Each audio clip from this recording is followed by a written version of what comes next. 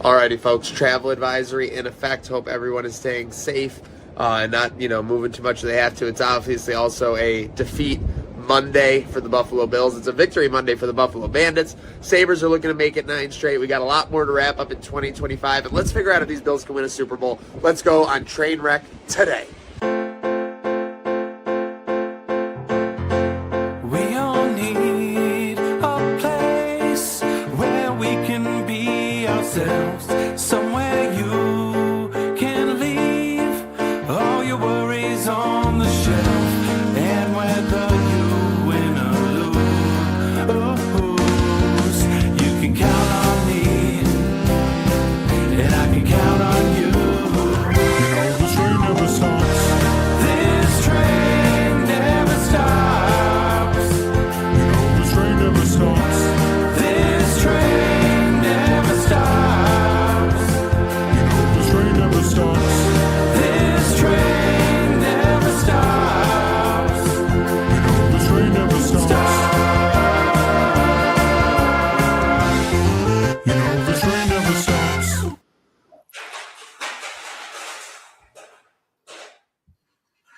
Folks, welcome on in. It sounded like a kitchen calamity. Is that just me?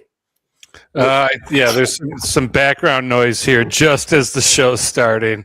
I'm just making sure that I'm not like hearing things that's not happening on my end and I'm unaware. Okay, but welcome in to Trainwreck today. Travel advisory in effect for Erie County, a lot of the city of Buffalo, where we obviously reside, where our hearts beat out of. So we're making sure we are safe. We are at home. We are not in the studio for Bruckman Media, but we are live here on Herd of Buffalo, Trainwreck Sports. Trainwreck today, boys. Slick L on my side, depending on where you're watching, smart TV, phone, etc.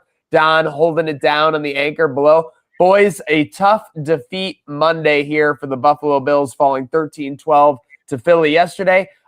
Curious what's sticking out to you guys, because you've had unique experiences. Slick went to the game yesterday, and then he was kind of getting up after a late start today. So I'm curious what you're seeing, Slick, when you're looking around. And then, Don, you've kind of been taking it all in from a distance. So, Slick, why don't we start with your experience yesterday, in 30 to 45 seconds, and then what you're seeing today? The first half of the day was great. It was smooth sailing. Lotcast, we got done, all weather excluded beforehand.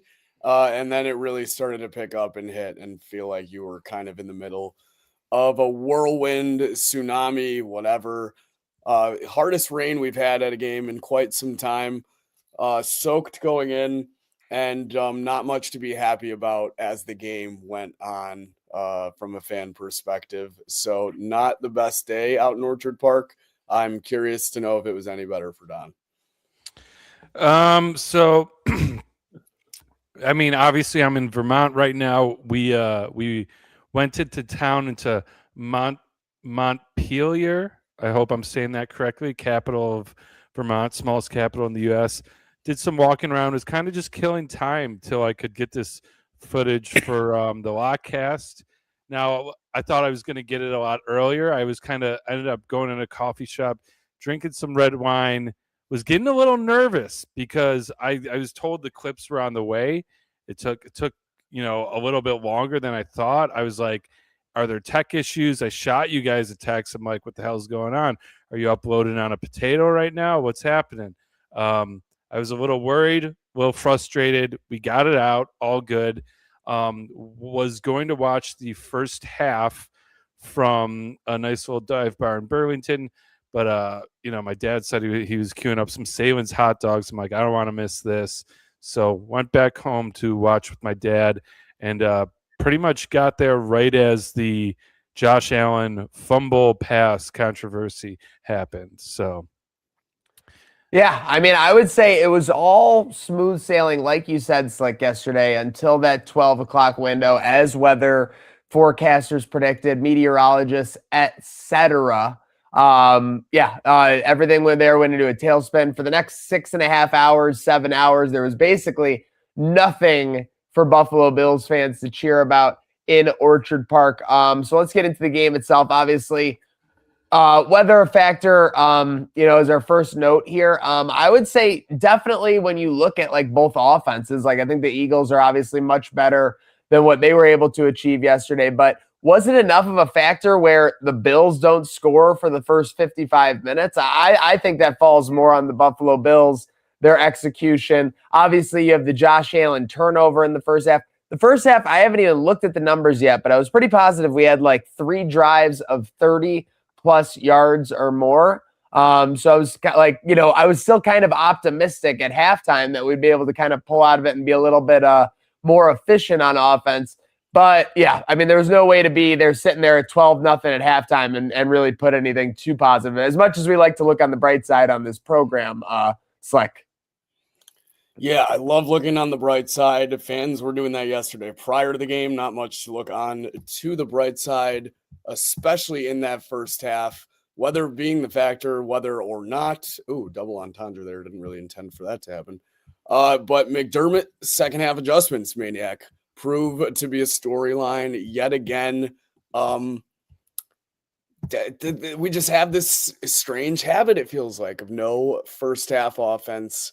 And then McDermott has to go and steal the show again in the second half and put us all through the ringer in terms of stress level. Yeah, I mean, first of all, shout out to the Instagram chat. People are popping over there. We got some comments. Josh Allen can't live up to his name these days. Joe Brady needs to be fired. Joe Brady needs to be fired. They better hire Brian Dable or we're screwed. Bright side is at least we got to be in the stadium before it's gone. People are feeling bleak over in our Insta chat. But if you told me going into this game we held the Eagles to 13 yards or 13 points in the whole game and kind of shut down Barkley, I'm feeling great. I'm saying, okay, so this was a blowout. Not the case. Not the case at all. Not getting your first touchdown until 6 minutes left in the game. I mean, that's a brutal way to play football. I don't want to get ahead of ourselves, but we missed the extra point. Now we go for it on a 4th down. Don't get it. Go for it and Josh Allen gets stopped short. We're inside their 30 a couple times. Do we think these are some kicker woes that we're not, taking the points when we have the opportunity? Well, so that's everyone's thing that they're caught up on at the end of the game. Why would you go for it? Eagles offense 0 for 7 or whatever, not like 12 yards in the second half. To me, so it comes down to, I know we have a talking point here too, if the kick was that extra point was a low kick or a great block. Either way, clearly McDermott had not enough confidence in Michael Badgley going down the stretch in that situation to where he thought it was a better idea to go and win the game. I'm not arguing with the call. He clearly lost the confidence quickly in Michael Badgley. And now look, we have 20 minutes breaking post news. Michael Badgley's already out the door at 1 Bills drive. So clearly McDermott was not kicking again with him after this.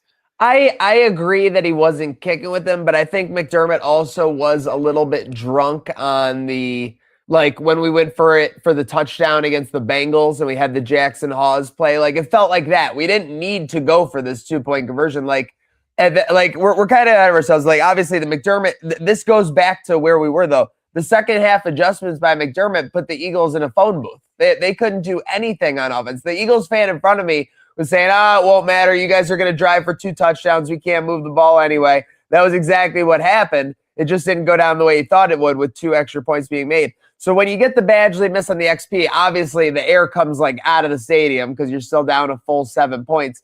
But you scored the touchdown.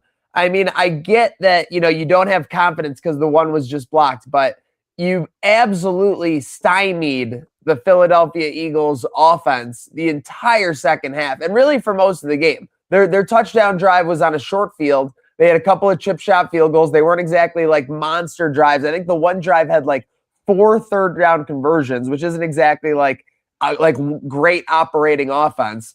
So when you look at everything, I don't hate Josh Allen missing the throw as much as I do looking back hate that we couldn't have enough confidence to kick an extra point and just keep dominating their offense like we were for much of the second half, obviously. So now we're 2 weeks out from the playoffs, or we could be playing a playoff game potentially in 12 days And the Buffalo Bills technically don't have a kicker. Could Prater be a guy coming back into play? I saw Eric Wood tweeting that his son could be the next kicker. Listen, I'll take anyone if they could just make from inside 40 at this point. How old is Wood's son? Oh, he's old enough to party. That's what it looks like. Okay, well then I think he's old enough to sign an NFL contract if need be. But, Yeah, I just don't know. And just getting into like the bigger picture, just of like the fourth quarter, like the lack of urgency by the offense. I get they scored two touchdowns, but I couldn't believe it. Like I couldn't believe like how nonchalant. There was a play. I mean, I know that there's a methodology and everything, and Joe Brady draws up some stuff at times, like the hook and ladders and the stuff that's like amazing, incredible. Some of the play action work is really good. There's a lot of things that stand out, and he does well. But like when we're running, I think it was like 2nd and 10, 2 minutes and 30 seconds to go, and we're down 7 at like our own 25-yard line, and we run Ty Johnson for a yard. And nobody is like trying to get a playoff before the 2-minute warning. Like, I know that we were probably telling ourselves like, well, we're trying to run it down and not like get like, essentially like give Philadelphia the ball back. But who cares if you give Philadelphia the ball back at this point? They're not scoring. There was just no urgency the entire like second half, when it felt like really coming out of the second half, you should be in no huddle. You should be trying to do dynamic new things to set off the defense. Instead, when the Bills like were getting looks at and the Eagles were getting looks at the line up front, they were able to put pressure on Josh Allen. So there were just a lot of frustrating little things. Obviously, the most frustrating is that your MVP quarterback misses a throw to your essentially number one wide receiver, Khalil Shakir, where Khalil Shakir got open with the game on the line, and Josh Allen makes that throw 9 times out of 10. You can be absolutely frustrated about that. To me, it's more frustrating that our defense seems to be playing better, and now our offense isn't like, operating. Like, we're not playing 3 phases of football. We didn't have 2 phases of football yesterday. We essentially just had our defense, and the offense had a pulse with 10 minutes to go. So a lot of frustration all over the board. I think it's easiest for Bills fans to be like, Josh Allen making the throw is it, or dumb decision making, etc. I mean, McDermott. How about McDermott with the challenge yesterday? I don't think that was an obvious challenge at that point in the game. Instead, he fires it out and kind of gets us a swing play. So there were things that you were happy about, but like there's just so much to be frustrated about, and it just kind of puts a cloud of question marks all over this potential run, boys. So much to be mad about as well in terms of repeating offenses, like these wide receiver screens from one Joe Brady. Yeah, I mean, down the stretch hook. Oh, I have a small take on these though. The sequence that you mentioned is like, for me, the epitome. And again, that was the sequence that had the 4th down hook and ladder, like great play. Like, but that exemplified for me the problem sometimes with Brady, and he seems to be calling the game backwards. We have a wide receiver screen on 1st down, nothing. 2nd and 10, we run a draw play up the middle, nothing. 3rd and 10, we run another screen. I mean, why not if we're going to run the ball, run it first, get a couple easy yards. I don't hate screens. I love a halfback screen where you get the big boys in front. You risk, an eligible guy downfield if you don't time it right. But we just don't have big enough guys to nail these wide receiver screens, and it's I mean when you have everyone throwing their hands up at this, it's crazy. Nonchalantness, even with 7 minutes left, we should be going hurry up, and we're burning 30 seconds off the play clock every single time. I don't get it. You have this speed offense that's supposed to be there. And then, people in Insta chat are asking about the 2. We mentioned it. I'm going to give my 2 cents on the 2-point. I don't hate the call. I liked it a lot, but it's like a catch. I didn't like the call because I didn't have faith in our kicker. It was more like, I think we had the guys to do this, and this is where we thrive. The play was there. Josh didn't make it. Now, the real question is, this game reminded me so much of the Texans game, where Josh just was not seeing open guys, was not making right decisions. And I think people have figured it out, where you rush 4 if you got the D-line to do it, you pressure him that way and lock everyone up, and you're going to cause problems for him. Because that was the thing. Like what? Like Josh Allen, I'm not. We put him on a pedestal around here. Superman, put on the cape, etc. I don't think it ever. I'm not contradicting what you said. It's just like it's very easy to say like missing open receivers. It was the 4-man rush that was just constantly getting to Josh Allen and making him uncomfortable in that pocket for sure. Like how many teams can do that in the NFL? Probably like 4 to 6 at the rate the Eagles were doing it yesterday for sure. But it was super effective because 55 minutes with no points for Bills offense. Enough said. Yeah, and I mean, again, he sees they're rushing 4, and in his mind, he's like, oh, I can get out of this. How many times do they bring pressure with 4 guys? I can extend the play, get out of that. And that's where you just run into trouble, like when he ran us out of field goal range, 20 yards backwards on a 4-man rush. It's like lots of times he can escape that, but tip your cap, and that's the thing. These, when we get into if they can win the Super Bowl, I don't love our chances against the Texans. I do like our chances in a rematch against the Eagles. I don't like our chances against the Seahawks or a Rams that have a great deep front too. So yeah, it's tough, especially when we've had wide receiver trouble all year. If people are just going to drop 4 and try to pressure him, we're in trouble. With the lack of urgency too in the last 7 minutes, even last drive, do we think that comes back to McDermott and clock management? Like he's expecting to score with the Eagles with their backs against the wall and end the game right there? Is that does it come back to McDermott? I mean, it definitely comes back to McDermott because it's a pyramid scheme. Like everything funnels up to him for sure. He's at the top of it. Under him in that pyramid is. Do you think that was his goal with the lack of urgency in the last bit of the game? No, I really don't think. I don't think. Clock and win it. I don't think he had his hand on it like that for sure. I think he was deferring to what Joe Brady and co wants to do. I think once the game begins, he doesn't input much on the offensive side of the ball.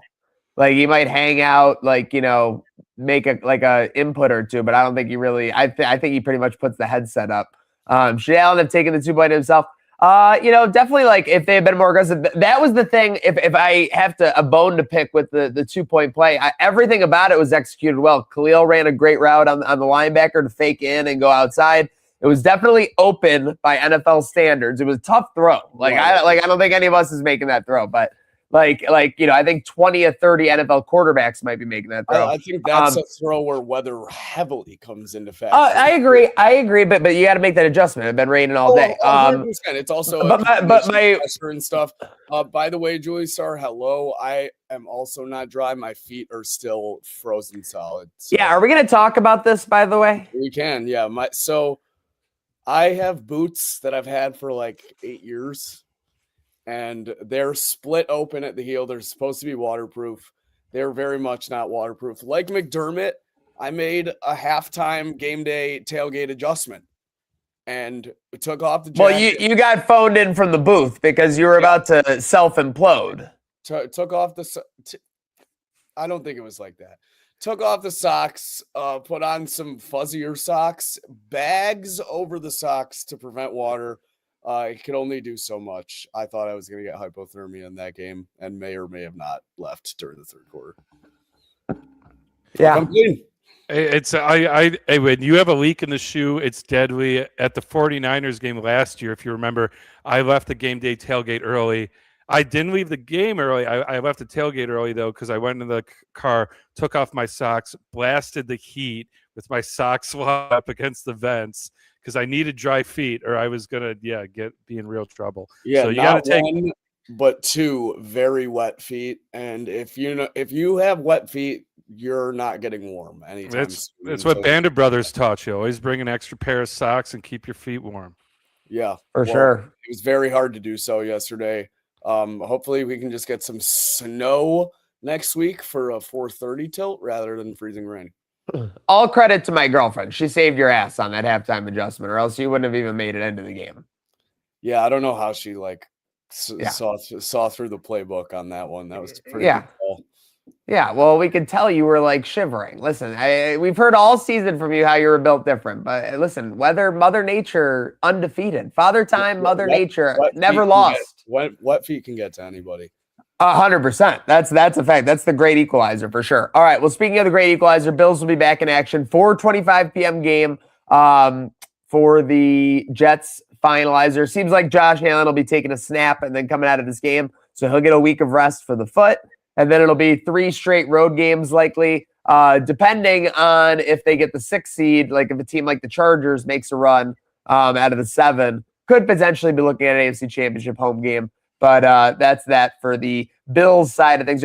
Can this team win a Super Bowl? I mean, I think the answer always just goes back to 17, right? Because now we've seen the defense kind of become a little bit better these last couple weeks. That's why the only thing putting in the question has been the offense, in my opinion, the last 2.5 weeks or so.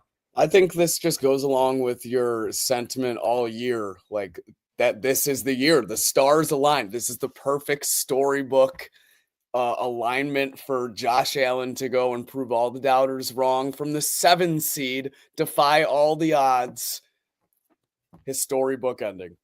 And it only added to the brutalness of this year. The brutality of this year is Rhea Ripley-esque. So yeah, most I also definitely gotta ask you guys, when all the red helmet buzz started to pick up, I'm not talking like this past off season. We all know that what happened there. Like 5 years ago, I don't know, when it really started to buzz again, the fans really started asking for it. Did you ever think that the first quarterback you would see with these red helmets back on is probably going to be Mitchell Trubisky in this game? After Josh Allen takes his first snap handoff, yes. Well, yeah, but and then can't wait to see Mitch. Can't wait to see him kissing titties out there, dude. Cousin Mitch in the red helmets. It's going to be cinema. Yeah. It is. So, question of can the Bills win the Super Bowl? I'm going to rewind just a little bit. I think I've kind of come down to earth a little bit. I had a real coming to God or coming to the Bills reality yesterday of what expectations before the season and now. And Kay Huffy thinks they will win it this year. Just saying before you big. No, big. This might take a second, so bear with me. Now, if you told me preseason, Bengals were out, almost halfway through the season. The Ravens are fighting for a spot at 8-8. Chiefs are done, and the Bills don't win in the first seed. I would have kind of been like, "What the hell happened?" Now we're facing a Patriots team with his first year in the building, not only winning the division, but potentially winning a first seed overall, the first year they won the division in 5 years. In the 5 years the Bills won the AFC East, they're the only team in history to never go to a Super Bowl. It's tough for me not to see this year, especially as the last one in a stadium, as a partial failure, not to get the 1 seed, especially given those teams that we lost to. So it's hard to shake that feeling when I kind of came back down to earth about winning in a Super Bowl. Can it be done? I think the NFL is so competitive this year. Anyone can do it. I really do. I think it's really who's healthy and who can make a run. So yes, I think the Bills can win a Super Bowl. However, I'm going in knowing what could have been. That this could have been a number 1 seed in our house in our last year, where we could have really walked our way to the Super Bowl. And that was a giant missed opportunity, unfortunately. Now, I'm not Mr. Debbie Downer. Let's gear up for the playoffs. Let's stay healthy in the last game, see what we can do. Let's try to avoid the Texans because I don't think we match up against them. Anyone else in the AFC I think we can take. My dream scenario was that we could be seed number 7 and play the Patriots in the first round with them at 2. That's not possible now because the only way that happens is if the only way we're 7 is if Broncos and Houston win, and if Broncos win, they're the first seed. Right? So would that and then or wait, what'd that put us against New England? I think we're, as of now, aren't we slated to be the 7 against New England? No, Okay. 6. Or no, 2? Or no, we are the 7. I'm sorry. Yeah. Yes, we are. You're right. As of now, we're going to Foxborough. Or wait, no, that would be as the 7, right? Hold on. I was looking at this scenario earlier. Don't we stay the 7 if the Chargers win though? And then that would bump the Patriots into the first seed. If the Chargers win and we win, New England would get bumped into the 1 seed. We would be the 6th seed going to Jacksonville. But hold on, the story grows. If Denver wins, that bumps us. If Denver wins over LA, that bumps us to the 5 going to Pittsburgh and bumps New England down to the 2 hosting Herbert and the Chargers. Harbaugh would be a hell of a matchup. That's what I mean. I would have loved, this sounds crazy, I would have loved to play the Patriots in the first round. I think it's mathematically like not possible, right? If we lose to the Jets and all that stuff stays the same, we would. True. Yeah, I guess if we lose, so because that's what have me feeling the most positive about a Super Bowl run. Come into Foxborough, knock out the number 2, take care of business. You know, show the NFL that you're not going to be fucked with after beating them in a big comeback, and that's like my dream first round matchup. Actually, I don't want to play the Texans. Yes. Yeah. Yeah. No, I've got a new dream first matchup after this past weekend. We got to go back into Pittsburgh and start the run. This would be the dream bracket for me. Yes, this would be my dream bracket. I want to go to Pittsburgh too, but like they just screwed themselves. How did they just go? Because they couldn't beat Cleveland. We just beat Cleveland easy. Yeah, but they're now Pittsburgh as of right now is out of the playoff picture. Yeah, but I just moved these. It all I comes moved down these to them in Baltimore. Week 18 coming up. Exactly. So it could be us versus Baltimore. Yeah. What do you think about that? I hate it. Why? I'd rather play the Patriots than Baltimore. Absolutely not. The Patriots. I'd rather play the Steelers and Ravens. We've got the Ravens number. We've got the Ravens number. Match up way better against the Patriots. We haven't the first game they only beat us by 3 with 3 turnovers. And the second game they blew our doors off in the first half. We haven't gone into Baltimore in a playoff scenario and beat them. True, but we're 2-0 in the playoffs against them. And Josh Allen just doesn't lose to them. It was in the beginning of this year and how things have dwindled down at the end of the season. They're arguably worse. They're arguably worse now than they were at the beginning of the year. We might be getting back Ed Oliver. In all likelihood, we're probably not going to see the Patriots unless we do lose. I don't see us losing to the Jets, even with backups, red helmets in the last game of the stadium. So we kind of got into the rest of the NFL there. Let's go to the NFC side real quick. Meow Mix with just, I mean, again, the Seahawks are no slouch, but tough letdown spot. So now Meow Mix is at 8-8, but they still control their own destiny. Kind of unbelievable. Yeah, it comes, and here's the crazy thing. So it's them and the Bucks for the division, right? But here's the thing: the Bucks can win and still be out because the tiebreaker is divisional record. God. And the chaos thing is if the Falcons lose tonight, then lose to the Saints next week, Meow Mix is in, no matter what happens. I'm not gonna lie, like I rooted for them, then I hated. I kind of want to see Meow Mix make the playoffs now. I'm kind of back on the train. Wait, so what's the chaos situation with Meow Mix you're saying? The Falcons have to lose tonight, right? They have to lose tonight and lose against the Saints next week. I believe that's what I read. Let me get real quick confirmation on that. And that would mean oh my God. If they don't even need to win. Yeah. So yeah, I just plugged that into the machine. Oh, they for don't both even these. need to win either for that. Yeah. To happen? So and it's not unlikely that the Falcons. And you're saying the Bucks could win and not avoid that. So this bracket is with the Buccaneers winning and the Atlanta losing the next 2 weeks. So again, like you said, Carolina could lose and still be in. What a pathetic division. If anything, this needs to show you need a re-bracketing after Wild Card Weekend, based on record for sure. I think there's no doubt. And the wild thing is, again, Rams 11-4 haven't clinched a playoff spot. So they need to win tonight, too. They're in third in their division at 11-4. Dude, that's crazy. That's actually insane. And they're only a 7-point favorite tonight. Falcons, spoiler spot?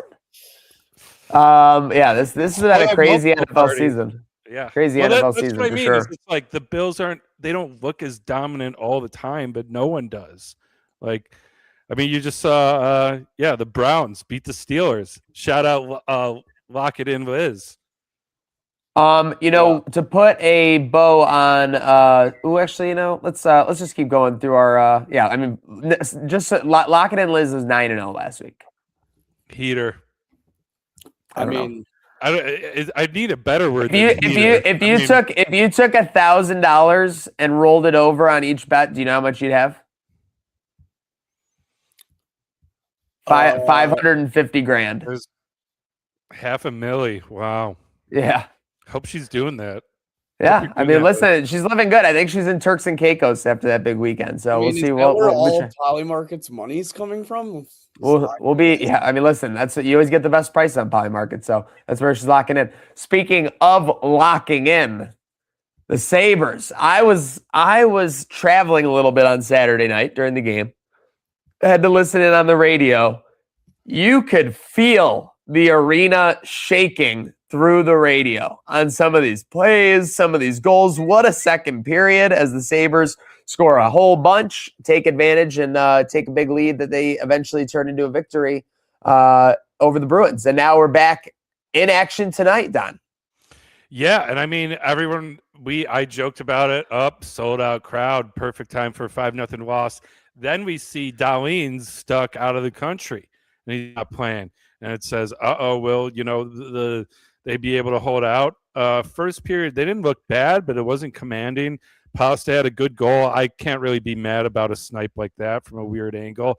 And then, they just took control, never looked back. Samuelson, I mean, what a turnaround from last year. Oh, my goodness. Samuelson, this is just proof to me, though, that confidence in sports is everything, because the second he got hot, he's just been staying hot. Yeah, I mean, not only scoring goals, send up plays, the physical play, this is what we've been looking for from a guy like him out of defense. And I'm going to give some credit where it's due. I've been hating on Owen Power hard for years, especially the last couple of games. He had a good game. He had a couple rushes. Now he had a couple rushes where he could have gotten a nifty goal. It was all Swedish, no finish, as my dad used to say, where he just buries it right into the chest of the goalie. But I liked what I saw, and I'd love for him to continue to prove me wrong. And tonight, a Blues team. This is another take care of business spot. Take care of business. This is a big TCB spot for sure. And everyone's going to be sipping Dahlin as he's back in the lineup tonight. My thing with Owen Power, Don, is like we always have known like he can join the rush and be good on the offensive side of things. Like it's always been defensive awareness and lack of physicality for me in terms of Owen Power that I'm just not confident in. Still got to see some more of that, but I do agree he had a good game. Big take care of business spot tonight. Sabres, -1?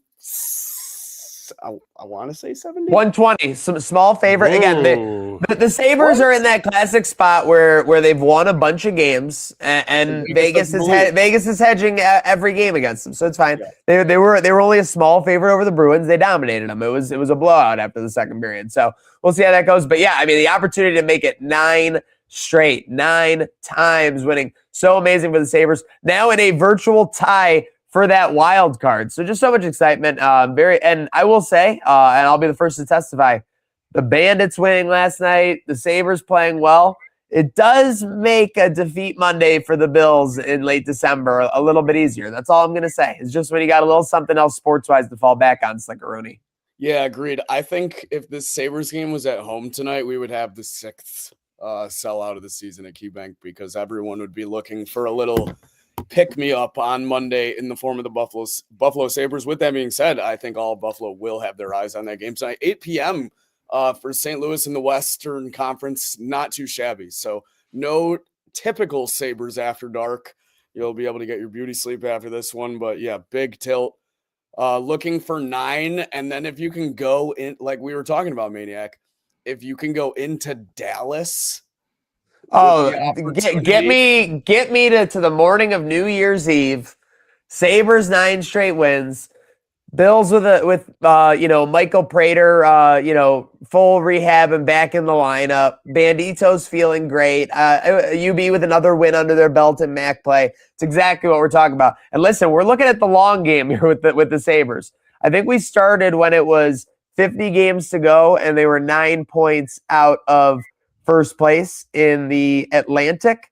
So if you look now with Detroit at 40 games, Tampa Bay and Montreal at 38. The virtual lead in the division, I would say, is about 46.5 points, looking at the amount of points that these teams have. So 46.5, we're 4.5 points out of first. Now, Don, with 45 games to play still. Yeah, and I mean, you said get us to Dallas, take care of business tonight. Dallas is a great TCB. team, but I think we can match up. And then to round out this 3-game road trip, you have another take care of business spot, Columbus. Yeah. Definitely Seriously. need to go 2-1, but I think it's not off the table to go 3-0 and get us to 11. And you said you wanted to see 12 straight, and then we're going back home for number 12. That would be I don't want to get too ahead of ourselves, but hosting Vancouver too. I'm saying what I want. Yeah. In Vancouver, I mean, they just shipped away Quinn Hughes. They're kind of That's kind of like a dead take right care now. of business spot, especially coming back home from a road trip as well.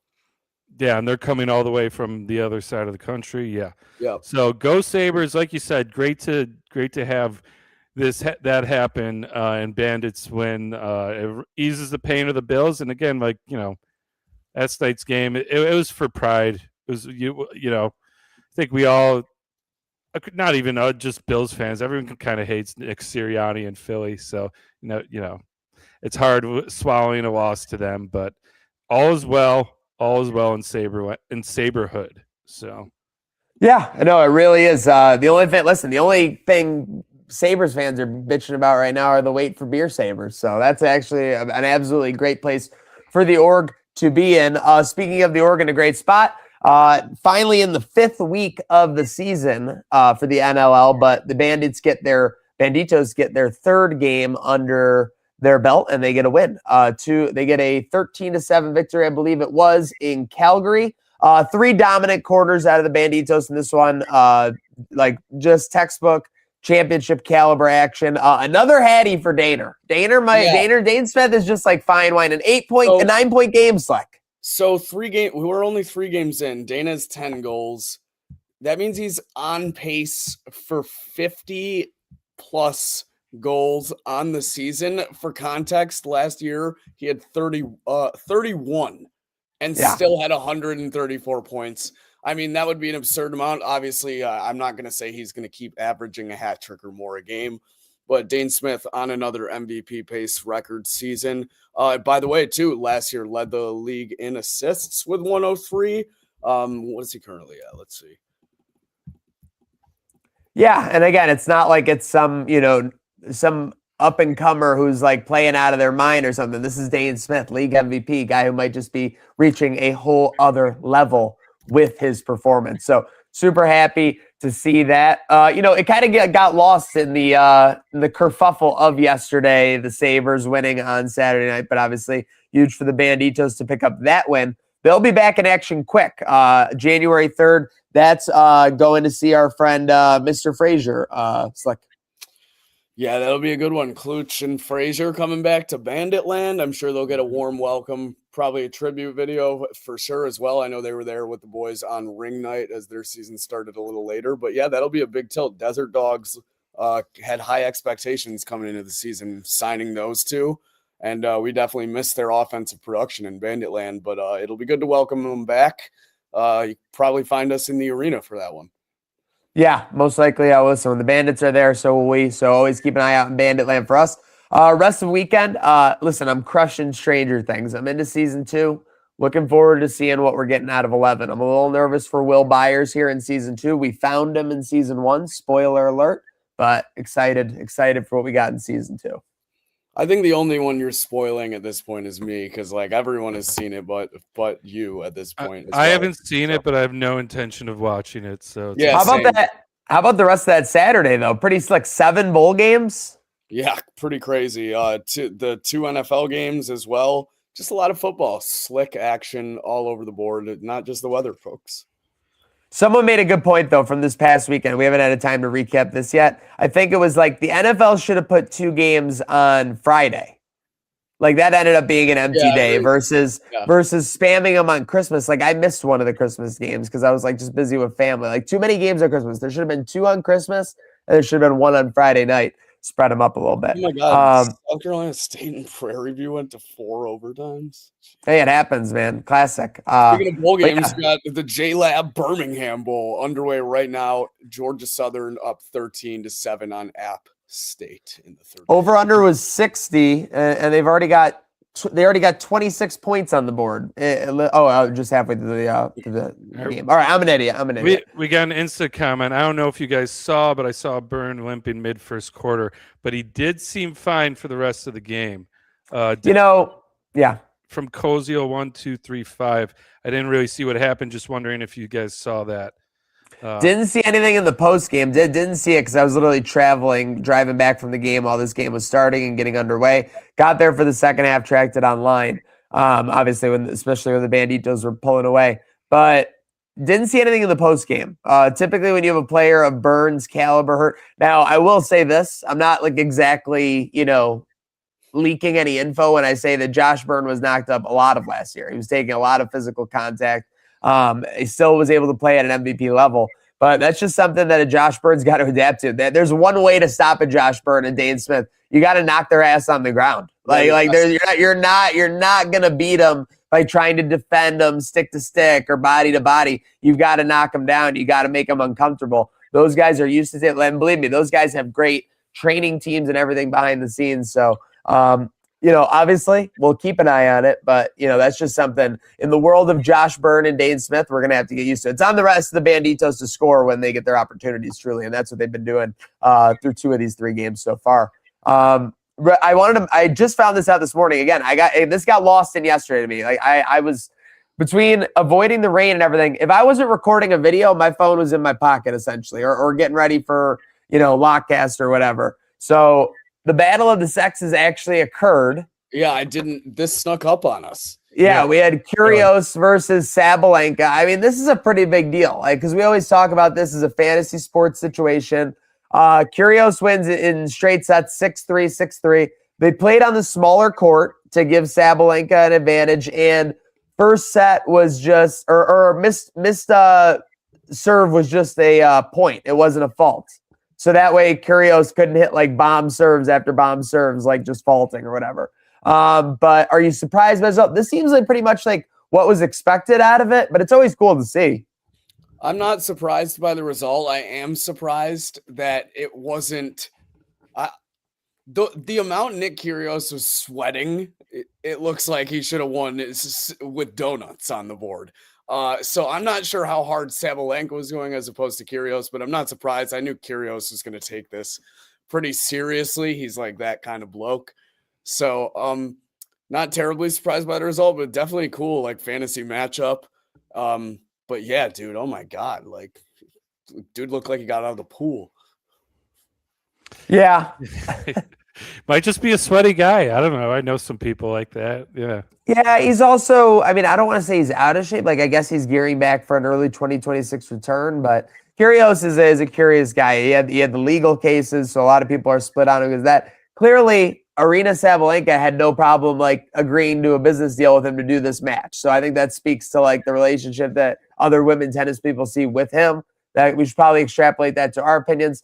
But listen, this just got me excited for tennis to be back. I can't wait for tennis and golf in 3 or 4 months. It'll be back on our TVs for sure, especially when you have a day like today with travel advisories. Hope everyone, whether they had to work from home or if they were just staying at home today, staying safe, staying warm here on the Trainwreck Sports Herd of Buffalo Network. Speaking of dream boats, I was going to say vacation. Well, real quick, speaking of travel advisors, did you see former mayor of New York, Eric Adams' comments about incoming storm? No, I did not. So he pretty much said, like, hey, New Yorkers, we got an incoming storm. Stay home. And he said, storms are basically, this is a paraphrase, storms are a great time for making love. Ah. So yeah, hopefully if you're able to, anyone is participating in that. It was, I don't know, it was memed all over the internet this weekend. I thought it was funny and right on par with the type of guy he is. He's not wrong. He's not wrong. That's why. Yeah, no, it's kind of like that meme, like that's that strange person makes a good point. Yeah, but so my weekend recap, like I said, went to Montpelier. So hard to say. I hope I'm saying it right. Heading to Burlington, snowed in here myself. Just kicking back, relaxing. You might see a little stout, just something heavy and soft to make me feel nice and warm, and yeah, just having a good weekend. I watched the Sabres game up here. Luckily, I got I'm staying with my dad, but he has this kind of separate like apartment with own TV and bed and kitchen and stuff, so I can hang with him. But if we both need some time, just some privacy, that's nice, and that's where I'm doing the show from right now. The side apartment. Although Cheech is in here. Cheech is looking at me. All right, so tell us about the kitchen situation. Yeah, what the hell happened? Is she running rampant in the kitchen? Well, I told her we were doing the show at 2:30, and so she ran out at 2:30. Obviously, we got a little delayed, and so I think she came back half an hour, being like checking in on the show. She's making tea. I don't really know exactly what was happening, but I'm making tea. Yeah. No, Haley came back in and was rummaging around. I don't know. I got this new mic, so apparently it picks up more than I thought. But it has a reverb dial, so I can go into God mode. Oh no! Yeah. Another example of dreamboat aura farming on Trainwreck. Listen, it does. It makes total sense. Whether it was the production time today for the couple videos we're getting uploaded, but yesterday in the lot with Gatesdale Building, nothing is working December 26th to December 31st. Doesn't matter whether you're a remote employee. Everyone is mailing it in for this last week for sure. So we're all mailing it in. What? Holiday season extends to New Year's. Yeah. We need to come up with something for this week because it's the fakery of people trying to work and stuff is crazy. No, like make it a half week. Like, no, just stop. We're done. Like we're packing it in.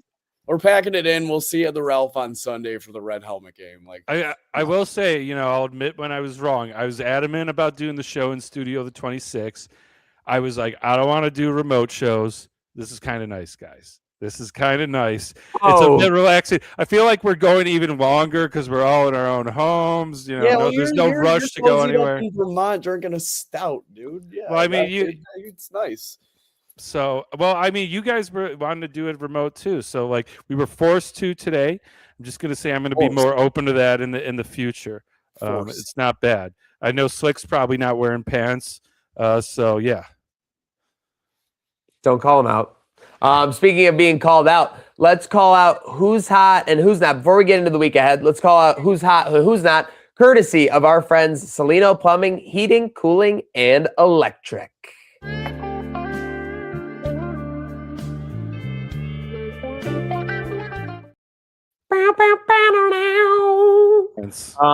Who's hot? Listen, for the first 4 weeks of the season, I kept putting the San Francisco 49ers in my top 5 NFL power ranking teams.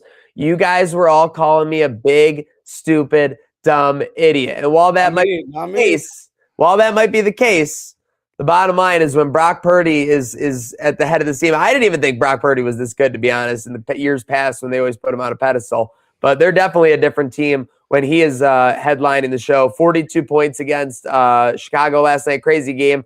San Francisco's hot as hell. Like they said, like Don said, they've got the Rams in an absolute, blender in the NFC West over there. So credit to Brock Purdy for honestly proving me wrong and being a high-quality quarterback to even a level that I didn't expect. What was not high quality and who's my not for today is this Bills first half offense. If you go back to New England game, if you go back to much of the Cleveland first half, even though they put up, I think, like 17 or 20 points that first half, it was very sloppy. It wasn't exactly well-executed offense. And then yesterday, shutout. So we got to figure out this first half offense, especially because the Bills are so strong in the second half that if the first half offense gets executing, we could be in an absolute power position for a playoff run. So it's a not, but it could potentially become electric, which is always courtesy of our friends at Salino. Slick, what do you got?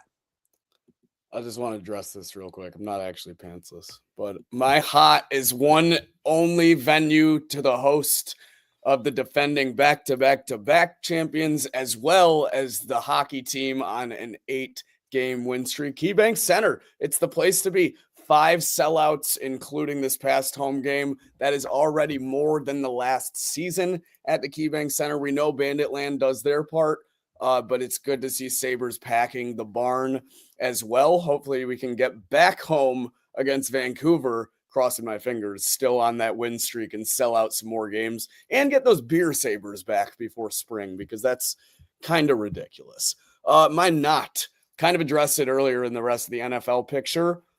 The Steelers, they really had a prime position. I know, like, we laid out the playoff picture and stuff, but you went and laid an egg against the Browns. Aaron Rodgers, old man, does it again on 4th down, gets his pass batted down game. You really had a chance to, I don't want to say lock up playoff spot, but it's going to be a lot harder to get past Baltimore than it is Cleveland for your remaining matchup there. So not for the Steelers, especially. I'm biased because I would have loved to go to Pittsburgh and play them, because I think that's a great matchup for the Bills. But that is my who's hot and who's not. Don? There's still a possibility that could happen again. Which possibility?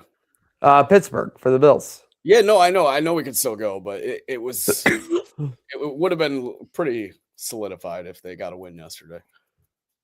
Yeah, well, we will see. All right, so for my who's not, all the NHL podcasters and insiders were saying he's not, Kevin Adams isn't the only one gone. It's also the guy behind the bench. Ooh, it's starting to dump snow out here. Lindy, speaking of dumping, the guy dumping W's, dumping absolute W's on the city of Buffalo. I mean, he's not just hot because he's winning, but the timeline is filled with people posting old clips of him saying, "Why am I still in Buffalo? To win a Stanley Cup. That's the only reason." Oh my God, chills. Yeah, everyone is hyped. Everyone's about it. He's got the guys playing exactly how we want. And yes, I've been talking about 1-goal game wins, defensive play. All of that is the Lindy style. He's getting it done. Faith in the goalie. UPL is playing great. But most importantly, last game, Saturday night against the Browns, they beat a team and they manhandle a team they're supposed to. This wasn't a 1-goal game. They only let in 1, but they played great offense, locked down D, and most importantly, he's got the boys inspired. I see how they play, how they have each other's backs, the physical play, how excited they are when they win and when someone scores a goal. That is all culture and coaching, and I truly believe he's turned it around in his second year on his second tour. Josh Norris looking like a second goalie out there on Saturday night. No stick, no problem. Yeah, exactly. I mean, when have you seen guys giving up the body and blocking shots like that? We see our goal scorers, guys like Tage do body that. For just passes across the crease too when they do have a stick. I mean, the gut is just unmatched from last I'll just say this team isn't selling out. They're buying in to what Lindy is putting forward. Yep. But you know who's not buying in? And this is kind of not just personal feelings, but it's all over the chat. It's all over Instagram. It's all over Twitter. Joe Brady. No. On the hot seat. Now, again, we couldn't complain some games because they were just getting it done when it mattered. But an offense that has the MVP putting up only 12 points. I mean, that's just abysmal. Some of this play calling, some of the inconsistency. But yeah, the hook and ladder is great, but I mean, how many more times can you use that? I mean, that's like it's like in COD when you have a grenade launcher, one grenade left, you're losing on one, so you decide to pull it out. But what if as soon as you kill that one guy, there's a house with 3 guys in it? Well, you just use your grenade launcher. So we've now used our hook and ladder in 2 games that we ended up losing. So I think he's majorly on the hot seat. I don't see him staying in Buffalo if the Bills have a early playoff exit. Obviously, we don't want that though. So that's been our Hot or not, everyone, thanks for tuning in, and let's punch it.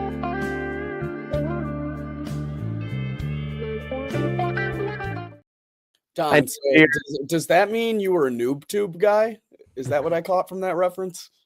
I was victim of the tube. When someone's spraying bullets, they spray the clip, they don't hit a single shot. Time to pull out the grenade launcher and shoot at his feet. I think we were all. Oh no! I only had one left, and now there's a house with 4 guys in it. Yeah, that's what the hook and ladder is right now for me. Fair enough. Yeah. I mean, it boggles my mind because it looks amazing. Like, it was so easy when we ran it yesterday for the 4th and 9. I mean, it was kind of mind-boggling. Like, it's just a perfect play. I don't know. I think it has something to do with maybe if they identify that they're in a zone. I don't know. Like, if I'm a dumbass there, but if they're in zone, they're always going to be playing just past that first down marker. Hook and ladder always effective for sure. But yeah, again, another game, like you said, Don, just like Houston, where we get a hook and ladder miracle play, but we don't get the W in the end. Had people crashing out, had some collisions. So I think we have a little bit on the line, right? Yeah, we're gonna play the intro this time because we got a couple calls, couple texts. So let's go, folks. It's the Trainwreck Sports Crashout line. No good, rotten, four-flushing lowlife.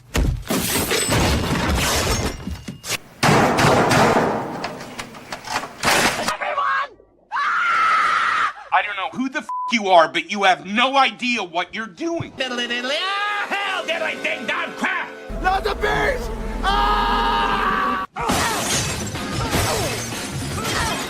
Pray to the God of skinny punks that this wind doesn't pick up, because I'll come over there and jam an oar up there. Unbelievable. The bees always gets me every time. It's a good one. I'm not gonna lie. I think Don's camera may have had a minor crash out, but it seems to be back. Yeah. And I gotta say, late crash out calls. Seems everyone was so stunned by yesterday's loss. No calls the night before. Usually we get like a couple calls where people might have been, a little bit, and then decide to call in. None of those. These were early morning, afternoon calls. So let's start with our old friend of the show, Mendez, first. What's up, guys? Mendez from Albany again. Sounds sad. Yeah, man. I don't know. That was quite the game. It was fucking pissing sideways outside. I'm going to try to minimize my swearing, but I'm just going to go out and say that I understand everybody's getting the schematics of it. Should we or should we have not gone for the 2-point? Absolutely. You go for the knockout blow there. I mean, you go into overtime and what? And then we fucking got to track the ball down, and the defense has got to make another stop. Yeah, I know they were hot, but then you got to risk another half an hour or so of possibly another player getting it. Like, I just fucking go for the knockout blow. I think they knew what they were doing because they had the discussion, right? Okay, if we go for it, if we don't make it, we're losing, right? Yes, we know that. So I'm not mad at the play call at all. 100% you go for that. But I will say, like I said, all the schematics, you could put all this shit into it, and the defense and the offense and the coordinators and the Brady and the blah, blah, blah, blah. But I will say it's energy, man. What the fuck? I mean, the whole fucking game, and specifically the offense, not the defense. The offense, and Josh is just sitting there pouting, like looking just down. I mean, I understand everybody has shit going on outside of work, and, it's just a lot of pressure right now with MVP and the end of the season coming to an end. It's just like a lot, but holy shit, like, you're in the game the whole time. You're only down 13 points, then you score, or you're tracking up the field. Like, where's the energy, dude? Everybody's just sitting around, moping around. Enough of that shit. I highly suggest listening to some fucking Slipknot or some Korn or some Metallica this week and the next week to get into these playoffs, because you got to get the energy going. I mean, I don't know. Time to turn the fuck up right now, because moping around ain't going to cut it. Not versus these teams that are hungry as fuck. We better be fucking starving, because it's time to fucking go. Excuse me, language. I was supposed to watch my swearing. You guys are the best. You trust it. Go Bills. It's all right. We don't mind the swearing. That's what the crash out line is for. The things you can't say to other people in public. He does bring up a good point. Going to OT, you risk more injuries. For sure. And I think he also alluded to what we were talking about with the lack of urgency. Like, that goes right towards the energy he's referring to. No one had it. The the younger team, they were just hungrier. So, like Mendez said, I think your not to might be featured in a couple of these next. Yeah. I mean, these are all short and sweet. Let's bring up the text. Short and sweet. Joe Brady needs to be fired. There it is. Nothing else. Yeah. Agree or disagree, boys? It's kind of too late for that this season. Yeah.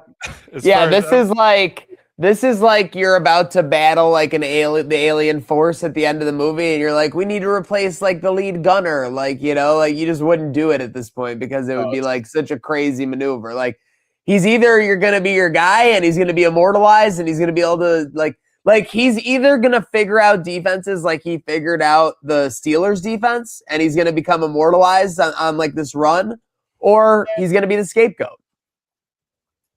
Yeah, it's too late. I mean, we all, and a lot of people in Buffalo were a fan of bringing in Dable when that was on the table. It didn't happen. You don't want to let them know that you're losing faith. Kind of too late for that, and that goes to our next call. Hey, what's going on, Trainwreck? Just want to get my thoughts in real quick. You guys need to start advocating for Joe Brady to be fired. Joe Brady should be fired. Thanks. Yeah. Damn. Okay. Yeah, and I mean that's what the crash out line was filled with. Is I was actually surprised, as Mendez has been harder on Brady normally, and he was just kind of more on the offensive energy as a whole. So I'm not gonna lie, that was one of my favorite Mendez calls because it wasn't like completely out there. It wasn't crazy. It was just from the heart, and you know, you could feel the pain in his voice. I feel for him. In terms of that last call, I don't think we're going to advocate for anything like that anytime soon, or else, we just don't want to be on that radar. Yeah, I mean, I listen. I'm not against advocating for firing. I was all about Dorsey. Some people are saying Dorsey's had a smaller leash than Brady. I think Brady's done a lot better, but like I said, too late now. This is like, I mean, listen, when you're flying a plane into the sky on the runway, you reach a certain velocity where you can't you can't not take off. Yeah, and that's the point where they're at now with Joe Brady, is that they're going so as you need to get up in the air and figure it out while you're in the air, like whatever issue you're having. Like that's just how it's going to be. So or the flip side, landing the plane. I've heard people say before the analogy of like, oh, you know, you're getting turbulence and the pilot is maybe not flying the best. Like to get someone else in, it's like, who though? Yeah. You know, like you just gotta cheer. You just gotta cheer for the guy that's been flying the whole time and hope he does it. Like you just gotta root for him at this point and take care of business late, you know, in the off season. We'll evaluate it. But interesting quote. Sean McDermott just went live with reporters about 3 minutes ago. Says regarding the game against the Jets, they quote unquote want to win the game, but are still working through how to handle players, injuries, etc. And we'll know. That sounds maybe like coach speak. Maybe I was just reading it quick and saw the quotes to read a little bit much. The key story obviously being that Josh Allen was dealing with soreness last week. The update is that McDermott says, quote unquote, he's dealing with some soreness, looking like last week a little bit, but maybe in a better spot than where he was at this time last week. So he's still sore, but he's in a little bit better spot. I mean, this is plain as day. Just rest him and hopefully have him 90, 95% for the playoffs. Nobody's 100% in the NFL going into January. It's a very rare spot. So, but yeah, besides that, doesn't seem like anything too important coming out of the conference here as we kind of end our Trainwreck Today remote. I know Don's loving it. It's cozy. Yeah, it's not bad. I do see though in this lower left corner that apparently I'm running low on bat. If we're going longer, I might have to switch out a battery. I thought that was maybe something on my microphone, but nope. No, you're screwed, buddy. Yeah. No, you're not screwed. You're just screwed if you're not following Herd of Buffalo or Trainwreck Sports for all the amazing stuff and all the action that's to come in the coming weeks. Bills defense since Thanksgiving, third in total defense and first in pass defense, by the way. Just got that update from Dan Orlovsky. So defense is playing. If you believe defenses win championships, then you just need a little spark out of Allen and you're right where you need to be. So interesting. Makes me feel a little bit better, I guess. One more thing before we sign off. Let's give the people what they want. We need a a live thumbnail screenshot for me to get each of your recordings for the thumbnail. So let's all give a quick pose. No. Let's do the people want to see Slick's pants. Okay. Yeah, we need proof that he's not pants. Yeah, straight up. Okay. Oh, those could have been pulled up from the ankles. I don't even know what happened there. No. Going with the gray sweatpants. Going after the ladies. All right. Thumbnail time. Who's going first? Should we rip this for the thumbnail? Well, we got that straight here. It's going to record locally, so I'll have full screen of all of us, so it doesn't matter. Yeah, let's do this one. And then I'm Let's going do to this right Photoshop it together. Okay, ready?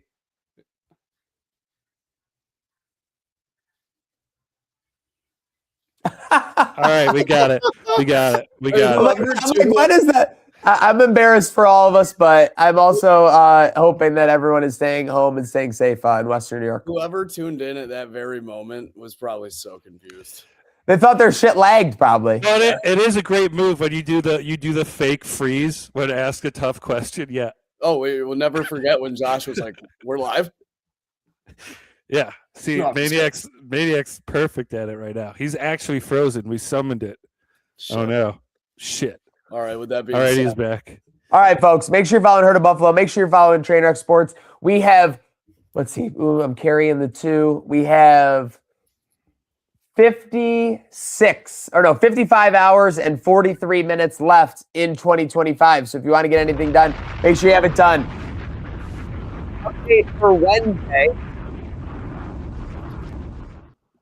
All right, we got to shorten that explosion. Yeah, definitely. Update for Wednesday. We will have a best of Trainwreck today, courtesy of our friends Bruckman Media, Herd of Buffalo, putting that together for us. But that will be right around the similar time, right, Don? Same time that a usual show, noon? Yeah. We're gonna try to get it out at noon. It's a great. I mean, what Sabres play at? Do they play at night or afternoon? Sabres play at 8 p.m. Okay, then yeah, plenty of time. Yeah, folks, so get that on your smart TVs at your New Year's Eve parties. Check out amazing moments like our talks about Chapel Bill, when we were talking about the great scandals of all the leagues in September and October. All kinds of amazing moments. We had Josh Byrne join us live on the show in studio. So all kinds of amazing stuff to recap from these first 50 or so episodes. We're on episode 49 here. Yeah, the clip episode, if we count it as a true episode, will be episode 50. So that's only right. Wow. The Gregoire episode. But a huge shout out to our team here for making all these first 49 episodes happen so far, as well as our production team behind us. Any final shout outs, boys? Yeah, go Sabres, and tune in for what I'm calling 50 Shades of Trainwreck. Let's go. Everyone go have a good rest of your week, a good rest of 2025, and start it with a good day now.